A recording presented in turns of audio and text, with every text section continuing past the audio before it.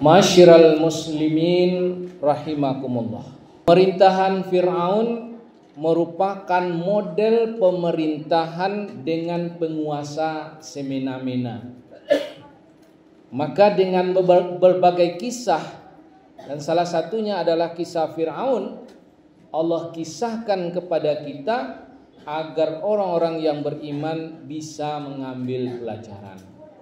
Di dalam surat yang ke-28, surat Al-Qasas ayat yang ketiga, firman Allah disampaikan oleh Rasulnya Muhammad SAW, A'udzu billahi minasyaitonir rajim, Bismillahirrahmanirrahim. Naslu alaika min naba'i Musa wa Fir'auna bil haq liqaumi yu'minun.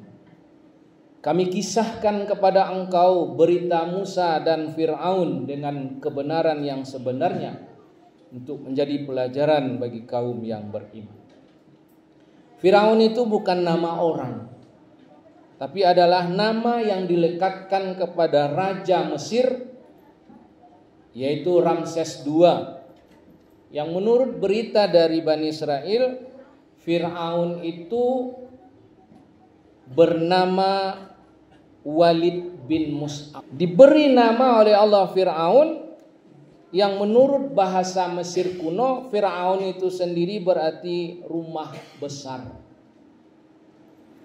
Maka dari situ sudah bisa ditangkap bahwa Fir'aun itu adalah raja yang menjadikan dirinya sebagai tuan di negaranya, dan yang lain adalah budak.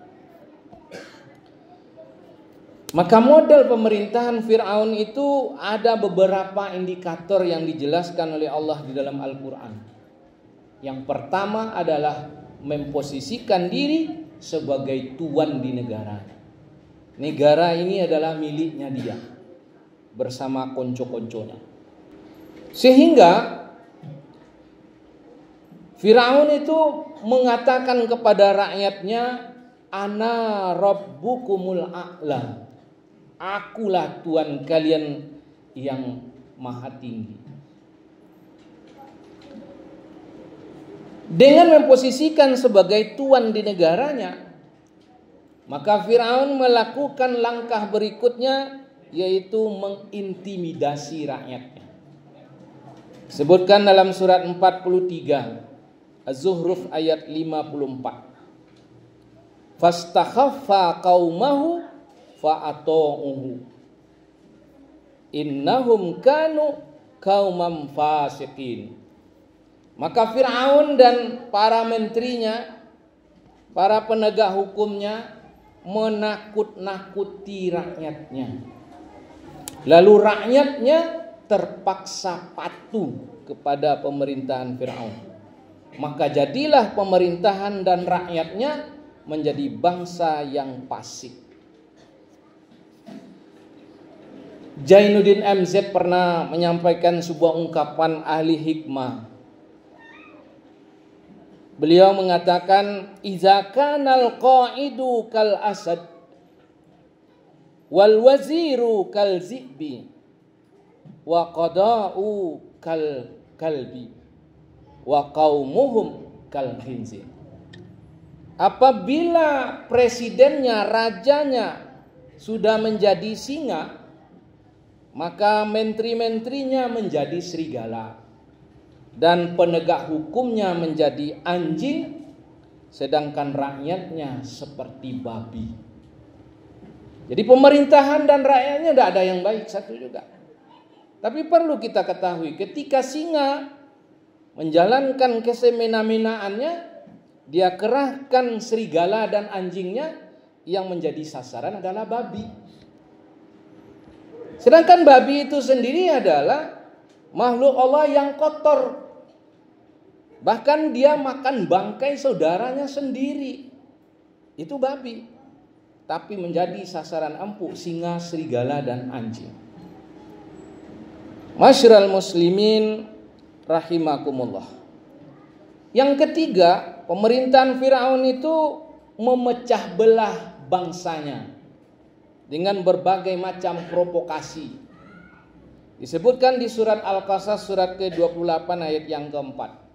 Wa ja'ala ahlaha syi'a. Fir'aun menjadikan bangsanya terpecah belah. Kemudian yang keempat, memfitnah dengan memutarbalikkan fakta terhadap orang yang beroposisi dengannya. Sehingga Fir'aun mengatakan kepada kaumnya, kepada umatnya, di dalam surat ke-40, surat Al-Mu'min ayat ke-26, Inni akhafu ayyubaddila dinakum au yuzhira fil ardil fasad. Aku takut kalau Musa itu akan mengganti agamamu, atau dia mengganti budayamu. Islam itu budaya Arab. Maka kalau Islam dibiarkan berkuasa di negeri ini, maka Indonesia akan diarabkan. Itu satu contoh kalau di negeri kita. Maka Musa difitnah oleh Fir'aun dan bala tentaranya, para menterinya. Aku takut kalau Musa itu akan mengganti agamamu, akan mengganti budayamu, atau dia berbuat semena-mena di muka bumi ini. Padahal dialah yang semena-mena. Yang kelima, Fir'aun itu pemerintahannya adalah pemerintahan yang semena-mena.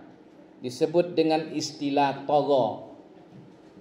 Wa fir'auna zil autad allazina tagaw fil bilad. Fir'aun dengan segala bala tentaranya, orang-orang yang semena-mena di dalam negerinya. Yang keenam, pemerintahan Fir'aun itu akan membunuh orang-orang yang menentangnya. Disebutkan di dalam surat yang ke-7 Al-A'raf ayat 127 dan surat 40 Al-Mu'min ayat 25. Inna fauqahum qahirun. Para menteri Firaun berkata, sesungguhnya kita adalah orang-orang yang berkuasa terhadap mereka. Uqtulu abna allazina amanu. Maka bunuhlah seluruh generasi orang-orang yang beriman yang menentang kita. Yang kedelapan, yang ketujuh maksudnya, pemerintahan Fir'aun itu adalah mengeksploitasi alam. Kalau orang maling memanfaatkan demo menjarah yang dia butuhkan, tapi pemerintahan Fir'aun itu menjarah bangsanya sendiri. Belum lagi lautnya dijual, belum lagi pasirnya dijual, bahkan anak bangsanya pun dijual. Ini adalah pembuktian kebenaran kisah yang disampaikan oleh Al-Quran, agar orang yang beriman bisa mengambil pelajaran. Di dalam surat 43 Az-Zukhruf ayat 51 disebutkan, Fir'aun berkata kepada rakyatnya, Alaysa li mulku Misra wa hadhil anharu tajri min tahti afala tubsirun. Bukankah negeri ini milikku? Tidakkah kamu tahu laut, darat, udara milik negara, dan akulah negara itu. Kalian hanya numpang saja. Kapan-kapan bisa kami usir. Inilah model pemerintahan Fir'aun. Namun Allah mengatakan terbentuknya pemerintahan Fir'aun itu adalah hasil kerja tangan rakyat secara keseluruhan. Sebutkan dalam surat 6 ayat 123 surat Al-An'am. Wa kadzalika ja'alna fi kulli qaryatin akabira mujrimiha liyamkuru fiha wa ma yamkuruna illa bi anfusihim wa ma yashkurun. Demikianlah atas pilihan rakyatnya. Di setiap negeri kami jadikan orang-orang jahat besar yang berkuasa, agar mereka penguasa itu membuat makar keji di dalam bangsanya, Sedangkan mereka sendiri tidak punya jiwa nasionalis, sehingga mereka tidak merasakan kalau yang dia tindas itu adalah bangsanya sendiri. Inilah yang terjadi di negeri kita.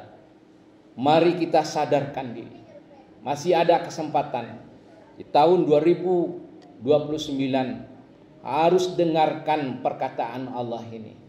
Jangan lagi memilih orang yang bayar, tapi pilihlah orang yang benar. Kalau tidak ada yang benar, terserah.